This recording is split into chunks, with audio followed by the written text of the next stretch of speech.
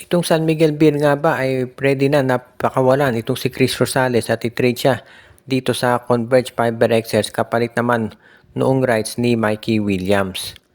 Merong mga fans siguro ng San Miguel ang magsasabi na malulugi ang SMB dyan dahil itong si Chris Rosales very capable na backup yan at ipapalit mo kay Mikey Williams na hindi naman naglalaro na sa PBA sa matagal na panahon. Ngayon naman, kung ikaw ang fans ng Converge, baka ang sasabihin nila ang malulugi dito ay ang Converge dahil backup to si Chris Rosales samantalang starter ang quality naman itong si Mikey Williams.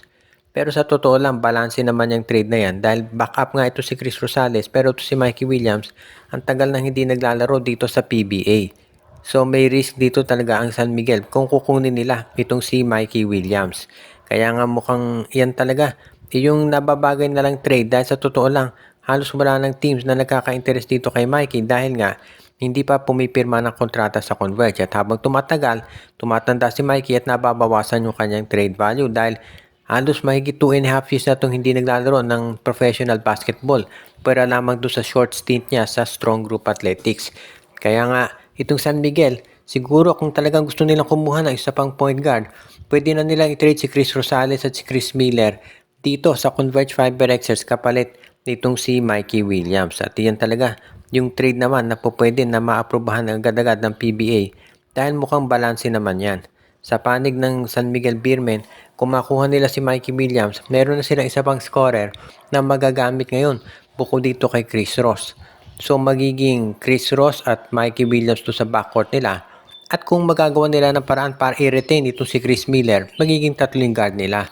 Pwedeng Chris Rosales at Jeron Teng ang i-trade dito sa Converge Fiber Xers pampalit dito kay Mikey Williams. Ang TNT tropang 5G naman ay mukhang hindi masyadong gagawa ng trade ngayon dahil maganda yung na-pick up nila, nakuhan dalawang free agents, itong si Kevin Ferrer at si Aljon Mare at si Gio Halalon.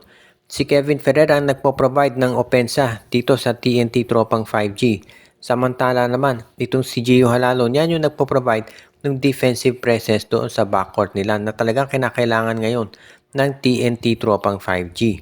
Itong si Ferrer, bagay siya at akma siya dito sa dribble drive offense ni Coach Chot Reyes dahil siya ay isang point guard. O rather, siya ay isang shooting forward na pwedeng spot up 3-point shooter. Magaling din na defender itong si Kevin Ferrer, physical yan. So magagamit niya ng TNT pang kontra dito sa ibang mga imports ng mga kalabang teams at syempre pwede rin ito na gamitin bilang offensive threat. Samantala naman itong si Gio Halalon, ilang taon na yan na defensive stalwart ng Magnolia. Kaya nga ito ay medyo marami nagulat nung pinakawalan nila. At kapag ito ay naglaro na dito sa TNT at pinapakita na nga niya, all-around game ang mapapakita niyan.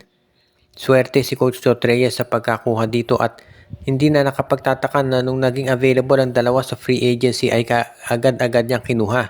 Dahil siyempre alam ni Coach Chot at ng management kung ano ang potential na maibibigay ng nasabi itong si Halalon at itong si Ferrer.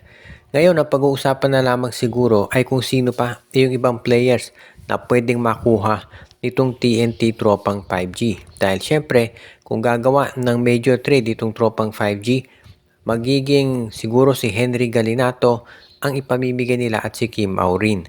Ngayon, kung sino yung kukunin, depende na lamang siguro yan. So far, mukhang okay na yung lineup ng tropa. So baka hindi sila gumawa ng mga major moves sa ngayon. Pero so far, mukhang okay na ang performance na ginagawa ni Coach Chot Reyes sa TNT.